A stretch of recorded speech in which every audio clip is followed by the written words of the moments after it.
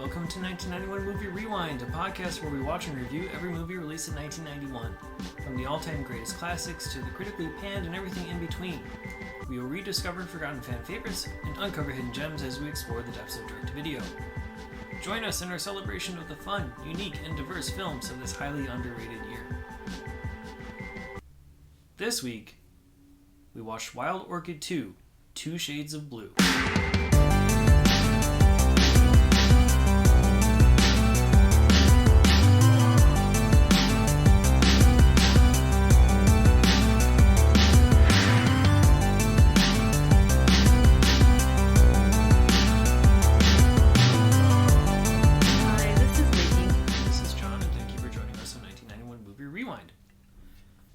Wild Orchid II, 2 Shades of Blue takes place in California during the late 1950s. Blue, played by Nina Siemaszko, is living with her father, who is a jazz musician and a drug addict. His habit leads not only to money problems, but also his death. With no other options presented to her, Blue begins working at a high-end brothel. Screenplay by Zalman King, directed by Zalman King, and released in Portugal on October 31st, 1991. Had you seen this before? No, I haven't. I feel like this is one that you might have seen. Have you seen the first one before? Wild Orchid 1? Which I thought I did, but maybe I was just thinking about 9.5 Weeks.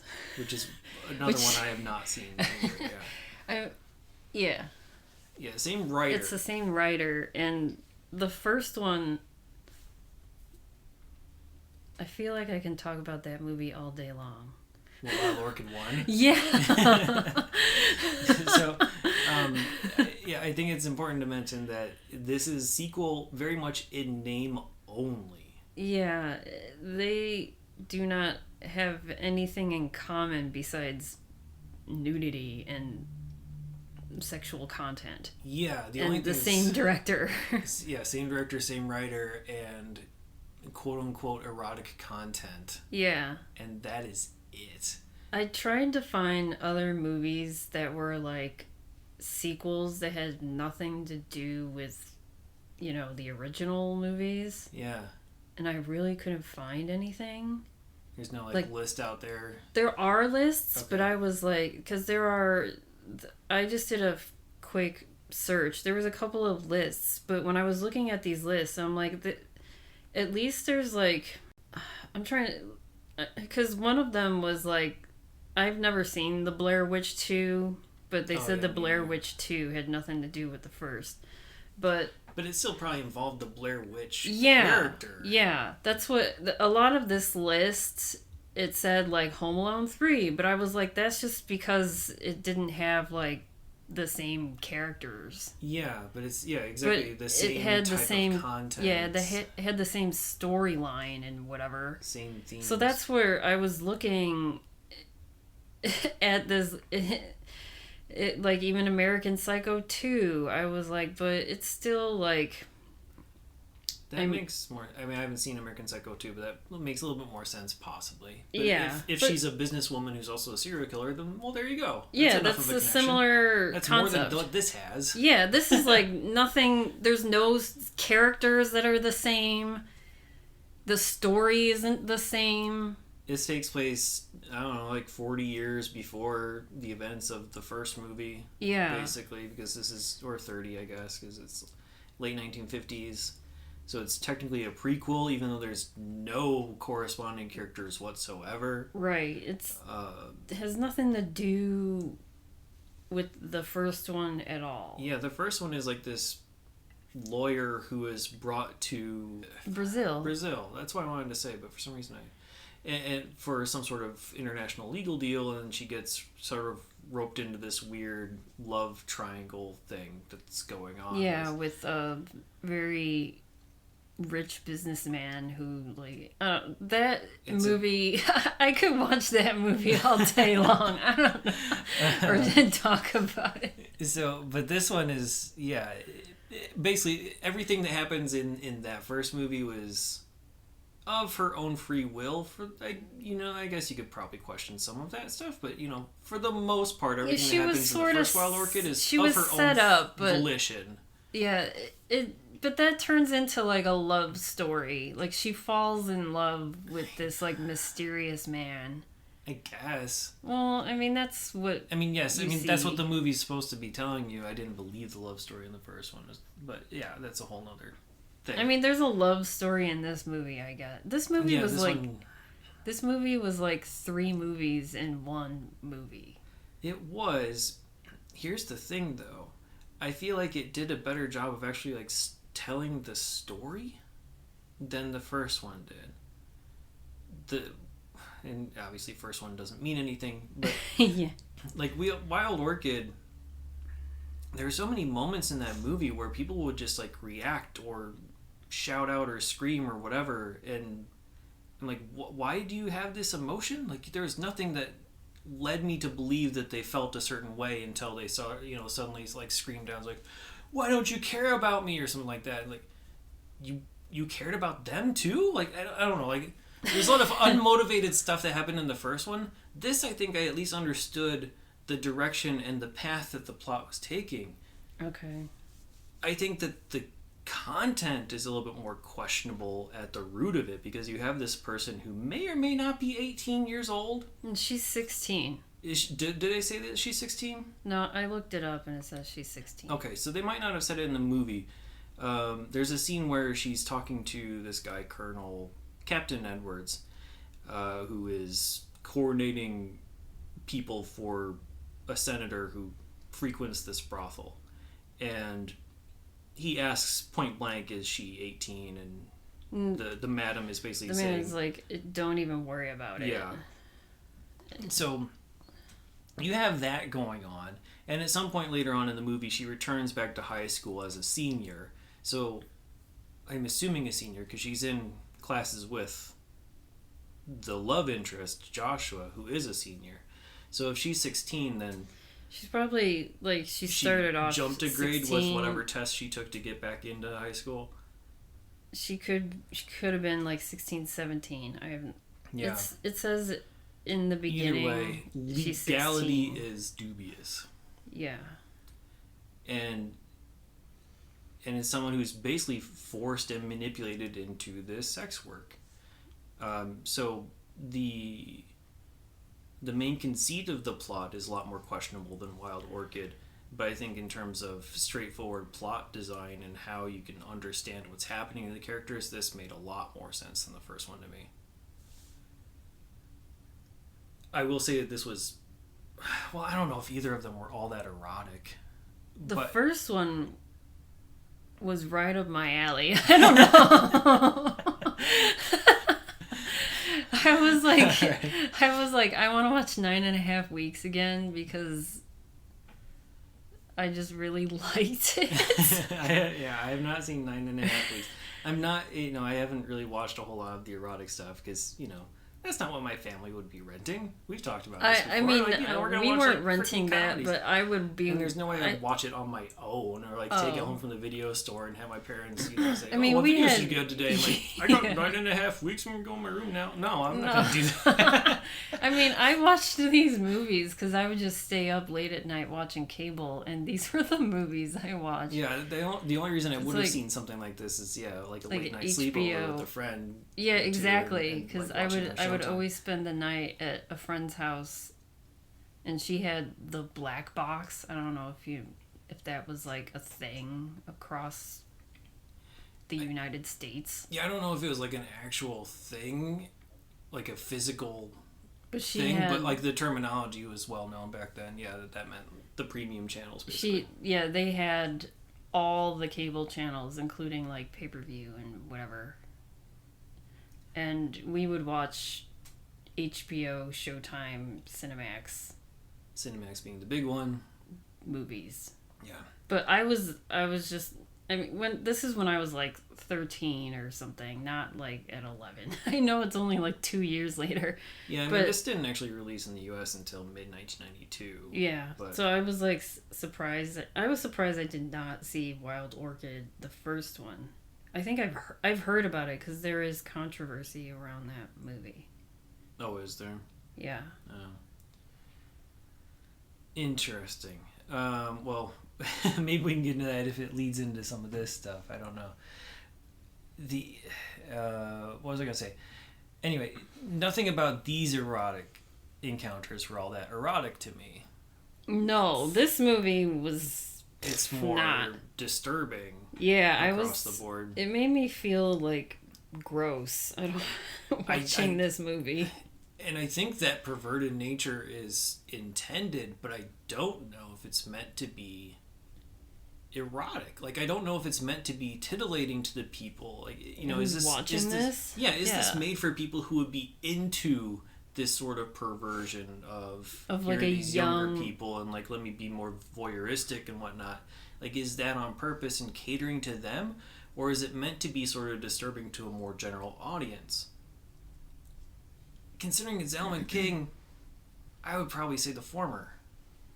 Yeah, he's known for making like erotic stuff. Yeah, and there's nothing wrong with making movies for a certain audience, but this comes across as something that would have a more general appeal. You know, you have a trailer that says, you know, from the makers of whatever, and trying to portray it as something of this love story with conflict and double lives and stuff like that, and, you know, making it seem like she has full control over her own business and body, which isn't true. And that's probably just partly because it's early 90s, and, you know, things have changed in society, and you know, a movie like this today would not have the same perception as it did in early 1990s. Right. I mean, I'm trying to, like, the most recent erotic film that we saw was Deep Water. Yeah. And that movie was not erotic to me at all. And I'm just like, I don't know. I feel like the 80s and 90s did a good job with doing like erotic thrillers, even if they were like cheesy, like Sliver. Yeah, I like stuff like that, and that's just because I don't know. And then but you have good erotic thrillers like Single White Female and like I like Poison Ivy, and then there's like The Last Seduction.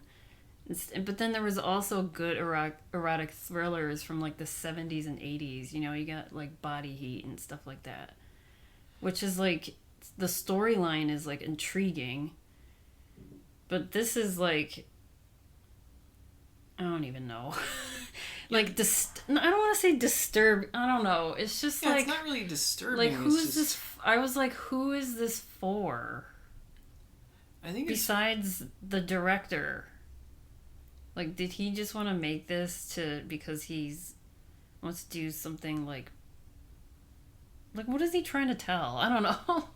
Well, I mean, I could ask that same question to the first one. What the hell was he really trying to tell? Because it seemed like nothing happened in that stupid movie. I mean, that movie reminded me so much of other, like, books and stuff that, I mean, that movie is very close to 9.5 Weeks. You have, like, this brooding, like, mysterious rich guy who's, like, you know, telling this girl what to do, and she's like coming out of her shell. She's kind of like shy or whatever, and he's trying to, like, you know, become more inhibited or whatever the hell. And then that's kind of like a little bit like 9.5 Weeks, but then it also reminded me a lot of 50 Shades of Grey.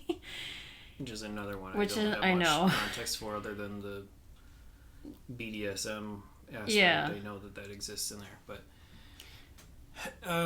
yeah, I think the 80s and, you know, 70s through early 90s were probably a key point for these erotic movies because of the home video market explosion. Yeah. You know, it would be a lot easier we're probably going to see a lot of these if we, you know, for however long we continue this podcast for, because it was ripe for that. You have this home video market. You don't have to worry about theatrical release. Just put it on home video, and you can have something that you can rent without going into that back room with the curtain. Right, because it's not full on, you know, nudity, I guess. Yeah, it's and not... so it scratches that itch, and so in many cases, who cares about that story?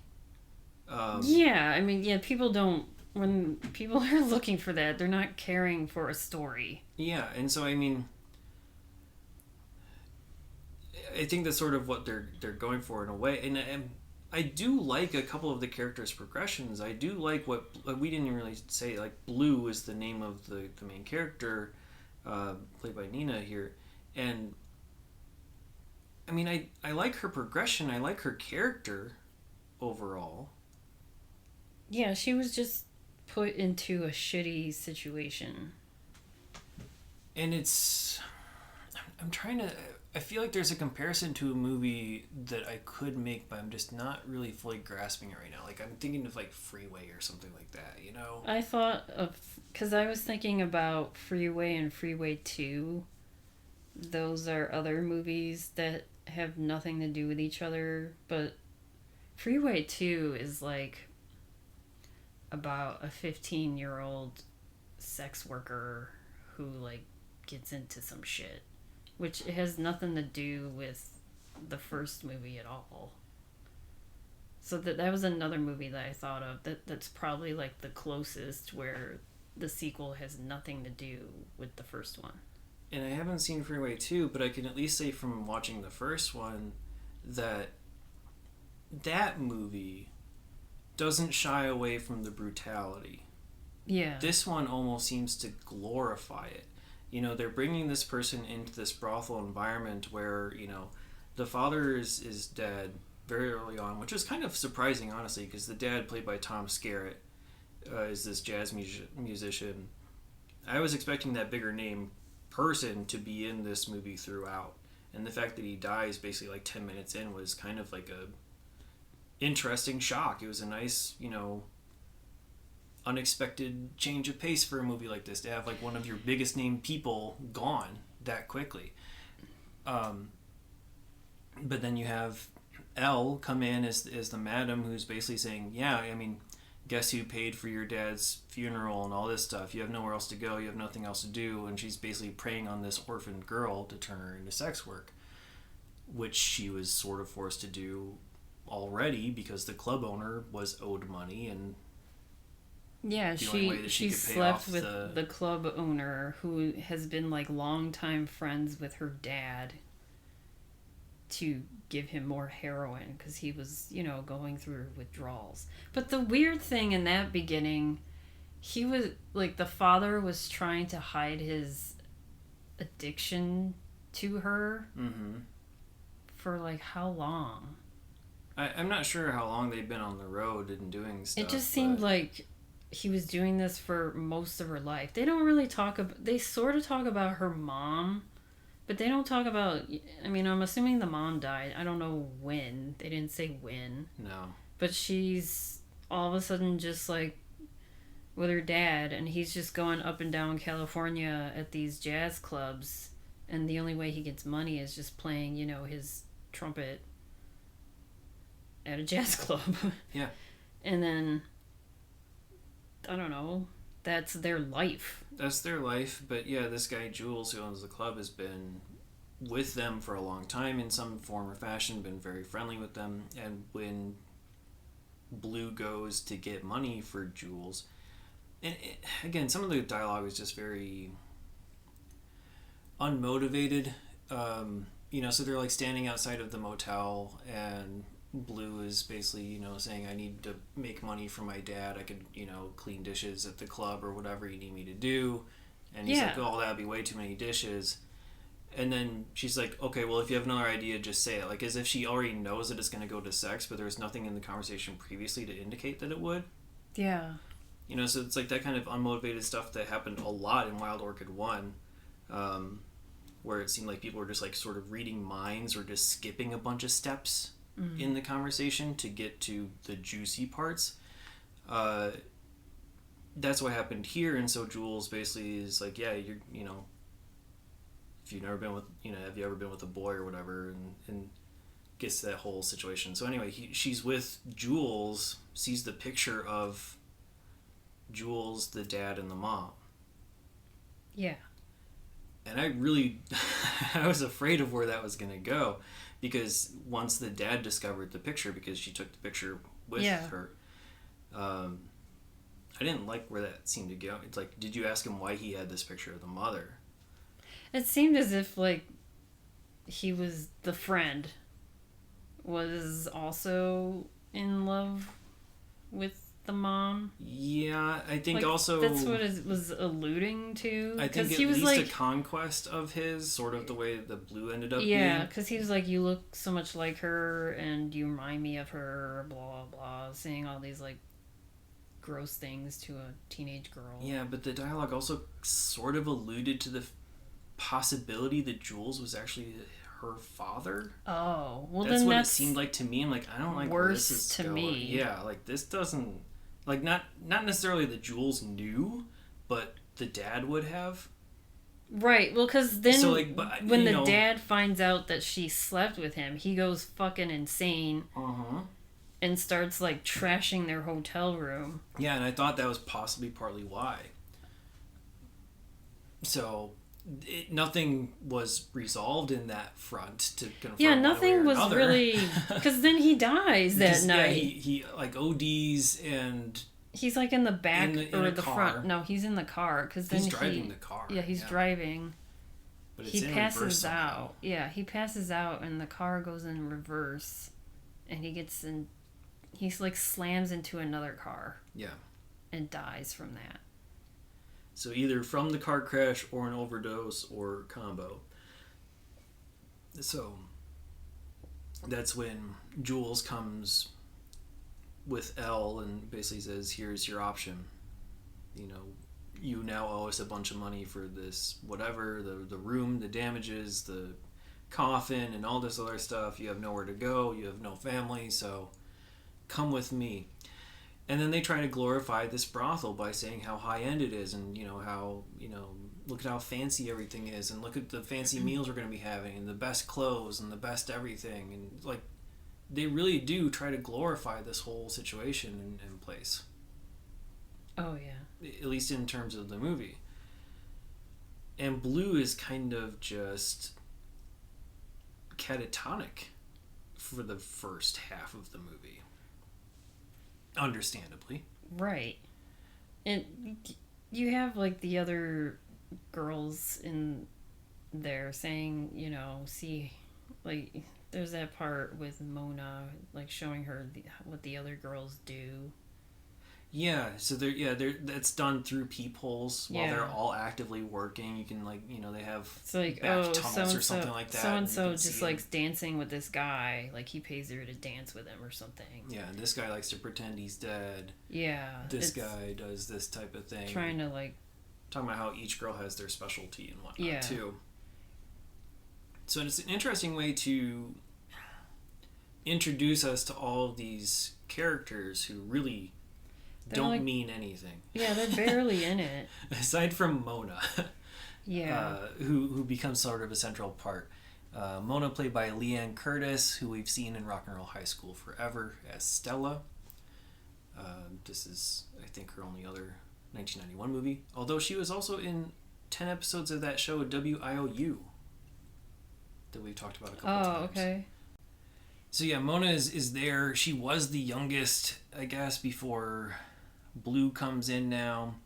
And as soon as Blue arrives, it's really just a whirlwind of activity and, various different scenes. And she's brought to this high-end restaurant, and she has to work while she's right there in the restaurant, and is, like, forced to go into this bathroom, and this one guy just, like, rips her clothes, whatever, pumps a couple times, and then leaves. Yeah, that was weird, because it was like the bathroom was all set up, because he's like, go sit in that chair and put It was a shoe shine chair. Oh, okay. So so it's like, because it's like a higher end. That kind of confused me too. And then I saw, like, because there's like stirrups, I was like, in a sense, did they put that chair there for her to sit in? That's what I was like. No, that pre-existed as a shoe shine chair. Okay, that was in the middle of this bathroom. Go sit in that chair and put your feet in the stirrups. Right, and then he does his thing briefly and then leaves. Yeah. Without saying anything. And then, you know, the madam is like, see, that's all you have to do type of thing. And then you get, you know, a roof on your head and nice clothes and whatever. You get to have fancy... Yeah, you get to have the best food. of everything. Yeah. And she's meeting, like, the senator, like we talked about before. Captain Edwards helped with Senator Dixon's acquisition, I guess is the best way to say it, considering the circumstances. Played by Christopher McDonald, known many for Happy Gilmore. Shooter McGavin is here. I mean, he always plays something of a villainous person, it seems. He's going to be in several other 1991 movies, so we'll talk about him later when we talk about Dutch, Thelma and Louise, Red Wing, Fatal Exposure. He's in all of those. So the senator part is honestly one of the more, I don't know, I don't want to say loving, but it's like, you know, not so, you know, at least that first encounter with him. Mm-hmm. That's probably the most sensual of them all, and that's where Blue kind of starts to let herself go a tiny bit. Well, like he's washing her butt and like soaping her up, and she's like, "Oh, okay, this is fine in a way." At the beginning, we should do like a trigger warning. I don't know. We should have done that. Like this whole movie kind of is. I mean, this entire movie is a trigger warning for everything. I think some of the content we've said will lead you to understand. I'll just put it in the notes because I thought about Wildflower. We didn't say anything about trigger warnings for that. Yeah. But yeah, it's, you know, he's like grooming her. He's like, let me be friendly with her first for her to lighten up to me and stuff like that. Because he was the most gentle with her in the beginning. Mm-hmm. And he didn't really want to sleep with her. He was just like, I want to bathe you and whatever. And she's like, okay, this is fine. Until it leads up into something worse. Yeah, but that's not until like many, many scenes later. Right. And I think what might have helped a little bit is if we would have, you know, to build that up was to have seen multiple encounters with them. It was really just because it was just that one. And then really late in the movie, well, not really late in the movie. Yeah, about 2/3 away in the movie. He's like, yeah, he has his bodyguards come and take her. Basically. And it becomes a big thing that I don't know if we want to get into yet or wait. So after that encounter, though, after the nice encounter with the senator, she's being driven by this bodyguard person for the brothel, Sully, played by Robert Davi. And he's talking about how she needs to get away as soon as she can. And that basically she has 3 weeks before she becomes hooked on the power of it all. Otherwise, you know, it's not that she's going to be addicted to the money. It's not that she's going to be addicted to, you know, the sex or the attention. It's that she's going to have all this power over everyone because she doesn't care what is going on. And they all do. And that's where the power dynamic comes from. And so I think like that type of monologue, again, makes this movie a little bit better or more... I don't know, better constructed than the first one because you actually have these character motivations that are building and actually built in, and you actually have these dialogue scenes that make sense. So, you know, I appreciated that. I appreciated Sully's character overall. He's very much the bodyguard of the entire brothel, but really especially Blue.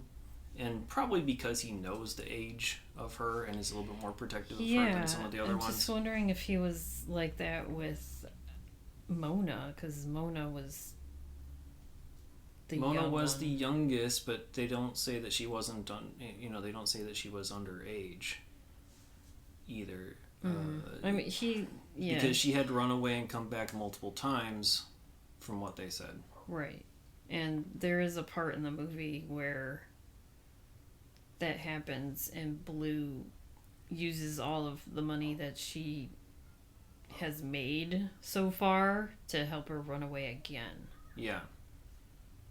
And then she comes back later on. Yeah, she's like, I just couldn't handle it or whatever. Couldn't stay away. Yeah, addicted to the power, as Sully said, apparently. Yeah. But when she's sending Mona off on this bus, right away she then runs into this guy Josh, who we talked about a little bit in passing, but we meet him very early on.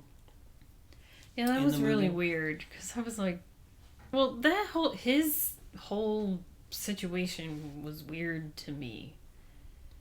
It's like every time we saw him, his father was always like 50 feet away calling for him.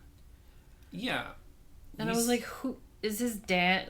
And then there's a part where the father brings him into that brothel to like, so he can lose his virginity. Yeah. And I was like, is the father a politician as well? Because they live in... He's a colonel. A colonel, okay. Yeah, they keep calling him colonel. Alright, so they're mostly in Sacramento. This brothel. I think so. And it was a bigger city, and I think it was, Sacramento. Because then, before that, Blue and her father were in some small town, maybe, I don't even know, like, outside of Sacramento. I don't know, Davis? I have no idea. Yeah, it honestly just says somewhere in California at the very beginning. Right, so. It says somewhere in California, but when I went on, IMDb and stuff, it says that they end up in Sacramento. And they do say Sacramento at some point. I can't remember. When she's introducing herself to the class when joining high school. Yeah. While she's with, the mom from Mom that we just saw last week. Right. Werewolf lady. Yeah. Yeah.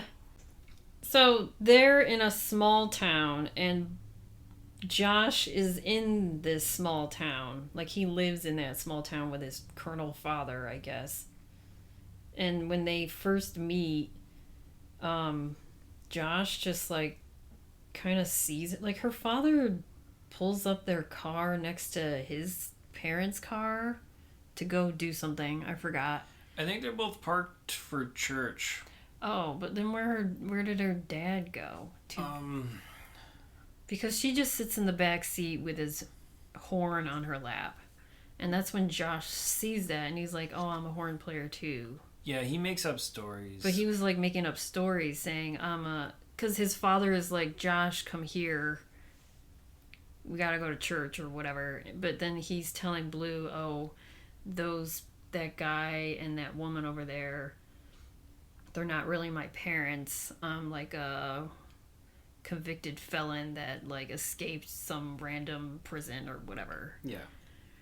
And he's like, oh, I'm also a horn player too, because he sees, like, the horn in her lap. And she says something, I forgot, and they kind of laugh. But then his father's like, Josh, come here, and that's when he runs off. That's, like, their first meet cute, I guess. But, yeah, they're both, like, sleeping in the back of cars, and they happen to, like, wake up and start to interact. But I don't know where her dad went. Yeah, he went... Whatever. To go get drugs or something. Yeah, probably. Yeah, I don't think they were actually there for church, but Josh and his family were. But then she sees him, as she's, like, helping, later on in the movie, as she's helping Mona run away, she takes her to this bus station, and that's when Josh sees her, and he's like, I remember you. And they kind of, rekindle something, because, I mean, they obviously, like, have crushes on each other, like, immediately. Yeah, and he's a charming individual. Yeah, and he's like, I remember you, blah, blah, blah. But then his father is also 50 feet away going, Josh, come here. I'm like, why is his father always, like, calling for him? I was like, this poor teen son. Yeah, I mean, he's completely overbearing. I mean, part of the reason why is just circumstance, right? He's, like, a senior in high school, so he doesn't have full independence. 2, the first time we see him is, like, he's in church. The second time, that's when they're literally on their way to the brothel. Right, so, like, it's the pre-scene before the next scene when they arrive. So he's picking up flowers at this place so he can bring them to the brothel in the next scene over. So that's why the dad's there, is because he's going to drive him in there. Yeah, and then there's, a scene later on where he's Josh at the is football game, and he's the quarterback, and the dad like runs onto the field in between plays. He's like, "You have to win. Like, this is the last play of the game. You have to win this championship." His father is like constant. Like, it's like, duh, man. Like give your leave kids him some credit. alone. Like, I don't of know. course, this is the last play for the championship. Like, Everyone knows this. I don't know. I was getting annoyed by the dad. Yeah, I mean he's completely overbearing, like we said. Yeah, just overbearing parent. Like, he probably wants his son to be like all this kind of other stuff. Yeah, this perfect human being. But and then once when Josh is being called to go to the brothel, he's like, "Can you meet me here tomorrow 4 p.m.?" And she's like, "Yeah." But then she goes back to the brothel, and then at the brothel she always wears this black wig, like, as her persona. Yeah, she's always wearing something blue. Yeah. But she wears a black hair wig when normally she's blonde. Yeah. And so she arrives late after being chased in this crazy chase on her bike by this car full of guys, with this one guy in the backseat, J.J. Clark, with like bleach blonde hair, who's basically threatening and harassing her and saying, "I'll be back for you later," type of a thing. And Sully steps in to kind of save the day there too. But yeah, so then she arrives after this and has to go into work, and Josh is there with like the lineup of girls, and he's like joking around because he's like, he's a goofy kid, goofy guy who's trying to be charming and crack jokes all the time to take the pressure off of everything. And then his father's like, his father's being all pervy and gross, saying, "Pick your woman." And I'm sure there's plenty of guys who've had that happen with their dads. Oh yeah. That's like, do you ever watch The Bunny Ranch? Yeah, that's what I was gonna say. Like the Bunny Ranch, the HBO thing. Yeah, like, the HBO. That kind of thing happens. Yeah. I don't understand it, but hey, I don't know. It happens. A thing, and so. But Blue walks in later. Yeah, she comes in down the stairs, and I guess he picks her, and they don't. He's talking. She takes him to a room. She's not saying absolutely anything. He's like trying to talk and whatever. She's just slowly taking her clothes off, but we find out later that they don't sleep together. Yeah, she's like, they embrace, like, she's basically naked, and I don't know if he does. I mean, she starts to undress him. I just don't know how far it goes. And then they embrace, and then they... Yeah, she's crying. And they show her crying, and then the scene cuts to him leaving and blowing a kiss to her in the car. As if... Well, because that's in front of his father, so he has to act like he's a macho man now, or whatever. Well, he also says that he... Okay, here's the weird part. Because, like, later on, when they meet again as high school students, he's talking about this encounter as if he didn't recognize that was her at the brothel. And I'm like, you really didn't? Like, I thought that was the whole thing, that you totally understood that was her. No, he didn't know it was her. Which, I mean, she's wearing a wig, yeah, but I mean, it's not that different looking. He's like, he said that he was with an Oriental girl. That's what he said, because of, like, the black wig and, like, she was wearing, like, the silk robe or whatever. Yeah, like I can't think of what it's called. What a geisha would wear. I can't think of the term now. That, the very... The gi. Oh, okay. Or whatever. But, I mean, like, I thought that was him making another joke and, like, sort of, like, playing it off and, lying like he had in the past. As he really knew it was her. Yeah. Because he should have. Yeah. It seemed pretty obvious. But he didn't. And the fact that she didn't say a word, I guess, helped cement that, because if she would have talked, then he would have put two and two together, but oh well. But she cries, and then the Madam L, she's like, "Do you always cry?" Like, she knew, like, she was watching them. Right after that, she's like, "Do you always cry when you make love?" I mean, maybe because she just saw the tears, or the, how faces still look red and puffy after you're done crying, and she might have been able to tell. and then it was like end of that scene, and then on to like the next whatever scene. It was that one guy's bachelor party or whatever. Yeah, the JJ Clark, who's basically like this Steve-O type of dude, like very boisterous and like over the top. Oh, and I was thinking like Biff or something. Yeah. I mean, like honestly, like physically in the face, he looks like Steve-O to me. Yeah, but I mean, it's like that '50s like jock. He's just like a punk ass fucker. I don't know. Yeah. I don't know. Like he's supposed to be like a shitty snot nosed fuck. Yeah. And she's taunting him. Yeah, his friend's like all paid for the encounter or whatever. And it's like, I told you I'd be back there. And then she like gets so off she on just the like power play. of it Yeah, all. she starts to play into it a little bit. She's like, oh, does it? She starts to like take her clothes off a little bit, and she's like, oh, do you want to take advantage of me in front of all your friends? Yeah, like they like bought what you for me. before? Why don't you show them what you... Yeah, show them what you can do. Yeah, and then you're he's such a big man type and of then thing. he's like, what the fuck? Like getting a little... And then that's when he was like, okay, let's go. But she's like going... She's like trying to take his clothes off. She's like saying, oh, does your bleached hair... Yeah, does it match? Does it match down there? And then she's just saying all these things. And then she starts like screaming and whatever. And humiliating him further, where he's like, fuck you. And then like runs away. Yeah. And then that's when Elle like slaps her and like you can't do that to a like client, that. a paying client. Or I'm like, wouldn't you have gotten the money though already? They did. I mean, who knows what the rules are there of refunds, but whatever. Long story short, they have like a small confrontation. Then like very shortly after that, they have like a brief half dinner scene, and then the senator calls for Blue like immediately, like come to me now.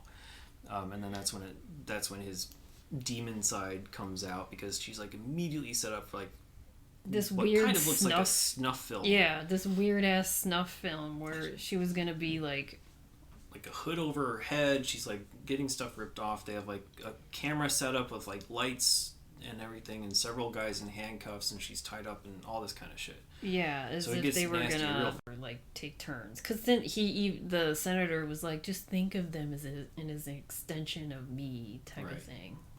And that's where another scene or two with the senator would have helped. Yeah. To set this up, because it really seemed like it came out of nowhere. Yeah, because she was like, oh, like, it seemed like she did have, like, this nice relationship with him, because he was, like, nice to her in the beginning. Like, like, kind of gentle. They should have shown her at least 2 more times with him. Yeah, build up the trust or something. This up or for give this us a glimpse of scene. His darker side. Yeah. And that's when, Sully comes in and interrupts them, and like he shoots at them but doesn't shoot them. He just shoots like a vase or whatever. Yeah. And then steals their money, takes her, steals Blue, and then they run away and start a new life. But I was like, they buy a house together and pretend to be a family. Like in a day. Yeah, in a day. And she's like, next day she's in high school, and Sully is her play dad, like pseudo dad. Yeah, and she goes to the same school as Josh now. So that right, and then now it's like this whole other movie. And I honestly thought like after they ran away, like okay, well this is almost over. It's like no, there's like 45 minutes left. There's a whole other movie now. And that's when we find out that Josh did not recognize her at the brothel, because they have a discussion about how he's a virgin and how he almost was with somebody and wasn't, and all this kind of stuff. And they start dating. Until that football game when this is where I was like, well, then Elle finds out. I don't know how many days or weeks go by. No, it doesn't really say. No idea at all. But then Elle calls into the school as her mom. Like one of her teachers or the principal or whoever. It's like, oh, your mom's on the phone. And she's only like... Blue knows that that's not possible. Right, but then she takes the call. I would be like, I don't have a mom, and not like, take the call. My mom's dead. Yeah. Yeah. But I think she probably just wanted confirmation, that Elle did actually find me, like I think. That's the only reason I could think of that right. would make sense for her to actually take the call, is to like 100% confirm that, oh, she's been found and she needs to run away again, or at least thinks that she does. Yeah, but that's Elle is threatening her to return. And then Elle... Yeah, and doing stuff to set... Yeah, we find out later that she's doing things to set it up so that she does return. Yeah, so she... You know, Elle sets that whole snuff film thing again with the senator, with another blonde girl, to make it look like it was her that was actually in the film. Yeah. And because the movie wasn't finished. It was obviously disrupted when Sully came in. Yeah. But they show Josh and the dad, the movie, like they find it all out. They use Josh's dad as the conduit for this, and it's like, oh yeah, we got some scouts who want to come talk to you, and that's really just them showing this movie exposing Blue for what she is or was, and the movie is now finished. Not really. Well, I mean, we don't see the full finished movie, but we see parts beyond where Blue would have left. So we know that that they basically, in a sense, finished the movie, faking it to make it look like Blue was there the whole time and enjoying what was happening. Right, and Josh is creeped out by this. He's like grossed out by it, runs away, and Blue's trying to, Blue explain herself. Away, and everyone runs away. And then at some point, Blue ends up in Elle's car with, that guy, Captain Edwards. And then Sully's trying to run them all off the road. And then holds a gun to Blue's head at one point, Sully does. Yeah, because Elle just wants her back. Right. And Sully's like, I'll kill her. Yeah, it's like, Blue, if you really want to go back, then I'm just going to kill you because it's not worth it or something like that. Like something. Yeah. Like that kind of thing was like, wow, that whole conflict was weird because then Elle's like, all right. That's what I'm saying. Like that's the kind of thing that happened a lot in like Wild Orchid 1, where it just seemed like completely unmotivated. Like it didn't make any sense that these types of scenes or situations were even happening. Nothing was resolved. Yeah, and then nothing, exactly, and then nothing was resolved. But it's just Elle's like, okay, you can go and have your shitty life without me, and Blue's like, okay, fine, like I don't want it. Yeah. And then so I guess her and Sully pretend to be father-daughter, and then she runs into Josh at the very end of the movie, and they like rekindle their love. Basically. He's like, well, I might as well go back to school and pretend for one more day, like what's the worst that could happen or something. And then they meet with Josh again and on the way to school, and he's like, it's a tough time processing it, but I'm over it. I love you. Goodbye. Or, goodbye movie, because end of credits. So right. It's a weird one. It went on too long. I was getting kind of bored. Yeah, once she left the brothel and like it seemed like she was escaping, like I kind of wanted it to be over. I wanted that to be like the happy ending part of it, and like Josh is a good character. I like who he was. He was the most, I don't know, likable. He was like the most likable character of like both Wild Orchid movies. Although I do like Blue a lot too. Sully's just your standard like white. I don't know. I just didn't need as much. It's just too long. Yeah. The only thing we haven't talked about really that I think is worth mentioning is the score, because that is very much what you would expect in an erotic movie. Oh yeah, because you have like that horn saxophone. Very over the top and very loud at times music. I'm not sure if it's just the mix that we got on the digital rental, but yeah. By the way, the digital rental calls it Blue Movie Blue, Wild Orchid 2 Blue Movie Blue, instead of 2 Shades of Blue. That's what the title card said. Mm-hmm. Just weird. Music done by George S. Clinton. Not George Clinton and the funk band. No, George S. Clinton, who is well known in the choreography scene and is actually well accomplished. I thought the music overall was pretty good, even if it was kind of standard at times, but it's pretty good overall. He's Emmy nominated for Burying My Heart at Wounded Knee. He has a Daytime Emmy nomination for Pee-wee's Playhouse, which he shared with Mark Mothersbaugh. He also has a Razzie nomination for Howard the Duck's Worst Original Song, and a Stinkers nomination for the most intrusive score for The Apple. He was part of the Apple score. He's also done stuff like Cheech and Chong Still Smoking and the Corsican Brothers, Mortal Kombat, Wild Things, both the 1987 and 1998 versions. Austin Powers is his, Santa Claus movies, and also Red Shoe Diaries, which is also one of Zalman. Yeah, I can see Red Shoe Diaries music. There's even a scene in this movie that kind of alludes to Red Shoe Diaries, even though this came first. Because when she first arrives at the brothel, Elle is basically saying, yeah, strip off all your clothes and step into these red shoes. And I've never seen Red Shoe Diaries, so I don't really know how that whole anthology series works, but it felt like it was kind of like a preamble, maybe, I don't know, or like a weird pre-reference to it. Yeah, maybe. I mean, it made me want to watch all of the Red Shoe Diaries. I've not seen a single episode. So yeah, the music is interesting, at least. Let's talk a little bit more about some of the other cast and crew really quickly here. The only connection I can find to Wild Orchid in terms of the cast is the guy who was credited as Man with Mona, the one that Blue steps in to, diffuse the situation right before she ran away. Okay. A guy named Michael Villella, Villella. He played Elliot Costa in Wild Orchid 1. I don't remember who Elliot Costa was in Wild Orchid 1. And he also played Russ Thorne in Slumber Party Massacre.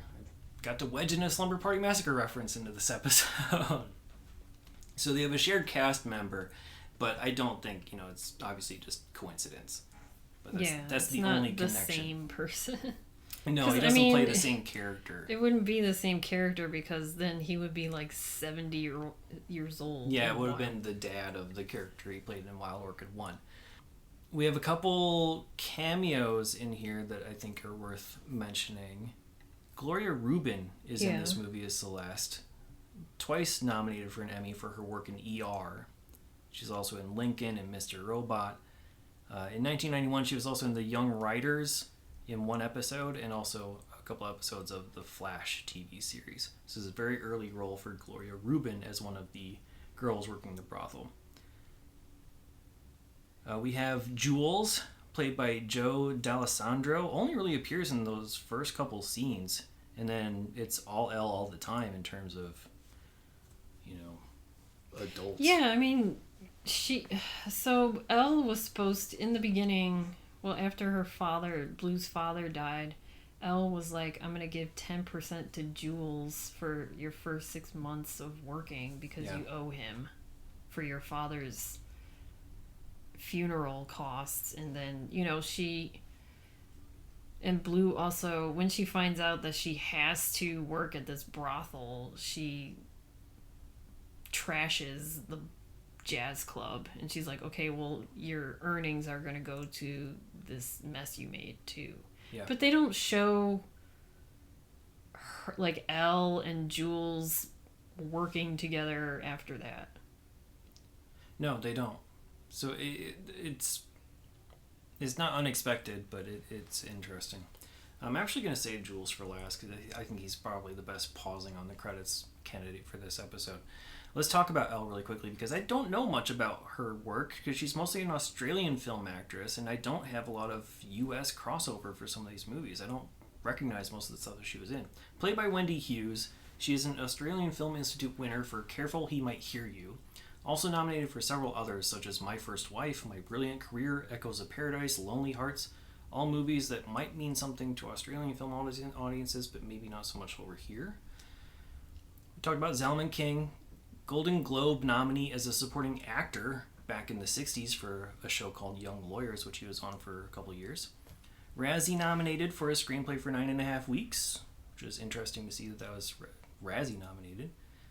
He's also responsible for Two Moon Junction, Red Shoe Diaries, 33 episodes as a writer, 11 as a director for that, and also a show called Body Language on Showtime. Nina Siemaszko, if we're pronouncing that right, hopefully, played Blue. She's been in stuff like License to Drive, Floundering, The American President, Suicide Kings, more Tales of the City. Tom Skerritt, we talked about, he has that brief role. He's an Emmy winner and nominee for Picket Fences. I think people know him from things like Alien, Contact, Top Gun, Steel Magnolias. Poison Ivy, Poltergeist 3, River Runs Through It, Turning Point, Dead Zone, MASH. He's been active since like 1962. I just thought it was weird. He goes from like this wholesome dad role. I liked him as a dad. Like the scenes where he wasn't, breaking up rooms, like he had a really good dynamic with his daughter in those couple scenes. He goes from like wholesome dad and Steel Magnolias to like this, and then Poison Ivy. Honestly, I was kind of worried about this movie just because I saw his name in the credits, and after we saw Wild Orchid 1, it's Mickey Rourke and then... Who, Carrie Otis? Carrie Otis, yeah, or Jackie Bissett. Carrie Otis.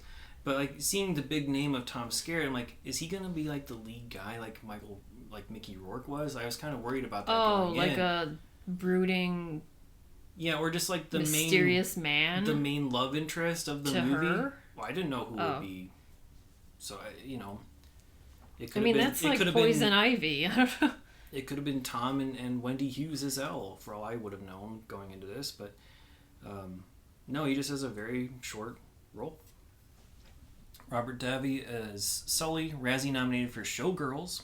He's also going to be in the 1991 movies White Hot, The Mysterious Murder of Thelma Todd, Legal Tender, Taking of Beverly Hills, and Under Surveillance. Best known probably for things like Goonies and Die Hard, License to Kill, Maniac Cop 2 and 3. I'll also quickly mention Brent David Fraser, who played Joshua Winslow. He'll be in one more 1991 movie called Plymouth. He was in things like Class of 1999, Wild at Heart, and Dead at Breakfast. Lastly, we'll talk again about Joe D'Alessandro as Jules. He's one of the guys from the Andy Warhol, Paul Morrissey crew. So he's been in things like Lonesome Cowboys, Flesh, Trash, Heat, Flesh for Frankenstein, Blood for Dracula, all that stuff. He's also gone and been in things like Crybaby with John Waters and The Limey. And one of the weird little bits of trivia that they mentioned here is that he is the crotch that's on the cover of the Rolling Stones' Sticky Fingers album, that infamous album. That's his crotch that you're seeing. So, yeah, he was part of that, that collective, as it were. And that's all we got for cast and crew this time. No awards to speak of. It did have very limited box office performance back in May of 1992. Puts it at 189 on our total list of box office performers, with less than $1 million. About $500,000 or so. So on to True Crime Pop Culture. Yeah, this movie was released October 31st, 1991, the same day as Sam and Barry. So a lot of the TV that I talked about was already on the Sam and Barry's episode. Check our episode on that. And I'm going to do the bottom 5 of the music. And, I mean, if we have another Halloween release, which we will see later on, I'm sure there are other movies released at this time. I'm going to talk about something else that happened on that day, but I'll just talk about it later. Sure. So I'm just going to do the bottom 5 of the Billboard charts. This is as of November 2nd, 1991, and this took me down a rabbit hole of a couple of things. And number 100 is Things That Make You Go by CNC Music Factory. Is it the tail end of its run? Yeah, it peaked at number 4, and it was on the charts for 16 weeks. I know we talked about it before. Yeah. And number 99 is this song called Monsters and Angels by a band called Voice of the Beehive. And I've never heard of this song, and I've never heard of this band. But the band members are former band members of the band Madness. Oh. But it has 2 female singers. Yeah, which Madness did not have. No. And this is their only hit that came to the US. They're a British band. They only had a couple of albums, but they had more, I guess, singles that were released, but mostly in the UK. Because the other singles that I see were in the top 40, but only in the UK. This was the only song that made it to the US that was popular, but I've never heard of this song before. Okay. Yeah, me either. Number 98 is Scat Strut by MC Skat Kat and the Stray Mob. And I didn't even know that MC Skat Kat had his solo work. Yeah, I thought he only did Opposites Attract and that was it. Right. But I just like a name made for that song. Yeah, but that's why I went, like, when, I don't know, when we were preparing for this, you were like, are you ready? I'm like, no. I started going down a rabbit hole of MC Skat Kat. And I was like, wait a second. Is he still touring? No. So, this was the only album that was made by this group. It's two guys. They're called the Wild Pair. It's a duo. I guess it's like two singers for this, well, the Skat Kat and then his crew. Mm-hmm. And it's two guys by the name of Bruce DeShazar and Marv Gunn. And obviously they became very popular with just Paula Abdul's Opposites Attract. This song, the video has Paula Abdul in it. It's just like her dancing again with the Skat Cats, but it's like Skat Kat with like other cats. It's animated, but then you see Paula Abdul like dancing around with them. Like Opposites Attract, you know? Yeah. And I thought that, because when I saw the title Scat Strut, I thought it was that other song that's I'm the Scat Man. Oh, from like the late 90s. Yeah, I thought that was this. Okay. But it wasn't. And then I'm like reading more into these guys. This album was poorly received and it failed to chart. And on the AV Club website, it was deemed as one of the least essential albums of the 90s. That's too bad. I'd probably I mean, yeah, this is something for like kids because it's all like, you know, rapping cats and it's all animated. But this was the only other single that came out besides, you know, Opposites Attract. But they did have this one album that only came out in the year 91, but that was it. They came and went because no one received it well. No one liked it. I just thought that was hilarious. And then number 97 is the song Forevermore by Stevie B. Stevie B is another freestyle singer. He's come up before. Yeah. I don't know. I don't know if this song has, but I think he has. Yeah, because he has that other song, Because I Love You. Yeah. I don't know if that's a 90... I don't think... I thought that was more late 80s. Number 96 is Paula Abdul, Her Promise of a New Day. That was number 1 at some point. Because we heard... I remember talking about that, and that was 16 weeks on the chart. So we'll move on to rankings and ratings. Where on your 1 to 5 star scale would you put Wild Orchid 2, 2 Shades of Blue? I'm giving this a 1. Oh, you're not giving it a 2? You're No. not giving Wild Orchid 2, 2 Shades of Blue a 2? No. Okay. I would give the first one a 3. Wow. I'm completely reversed. Like, again, like, I think the content of this movie is more disturbing, but I think it's much more palatable as an actual cohesive story than the first one. I like so much in that first movie. I'm like, what the fuck is going on and why? Like, why is this person saying this all of a sudden? Like, none of it made sense. There was no character progression. I don't know. All. I was riveted the entire. I was like, this is something that I would want. Like, how did this get made to talk about? It's just like, why is this lawyer putting up with all these sexual harassment lawsuits? I don't know. Both movies are not great, but that movie is so much better than this movie. I feel like this had... Yeah, anyway, I've said it a couple times. It doesn't mean it's great. This movie's not great. It was shot well. It looks really nice. Like, cinematography-wise and directing-wise, it looks nice. Content-wise, so I'm going to give it a 2. I'm going to do the full 2 on my 0 to 4 star scale. Every movie's worth watching once. Would you watch it again? I think I already know your answer here. No. But you would watch the first one again. Oh, I would watch the first one, like... I would do, like, a double feature, 9.5 weeks. Wild Orchid. Mickey Rourke Fest. I don't know if he just does nothing but soft whisper in 9.5 weeks, but that's all he did in this one. If that's like on somewhere, I'm like really curious because I haven't seen that movie in a really long time. Yeah.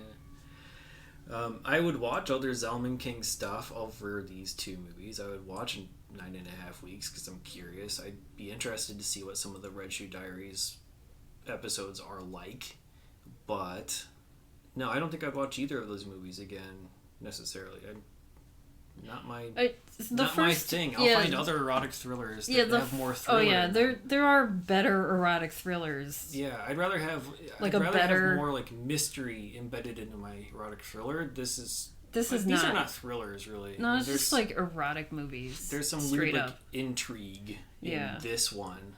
Like the movie Jade is a good that's like a Jade is closer. Yeah. Jade needs more eroticism in its thriller probably, but yeah. Right. Anyway, if you out there want to watch Wild Orchid 2, Two Shades of Blue, as of this recording in April 2022, it's available on digital rental, VHS, or DVD. As always, check your local listings. You can listen to us on all of your major podcasting platforms. Please remember to rate, review, subscribe, and tell your friends. It does help us out a lot.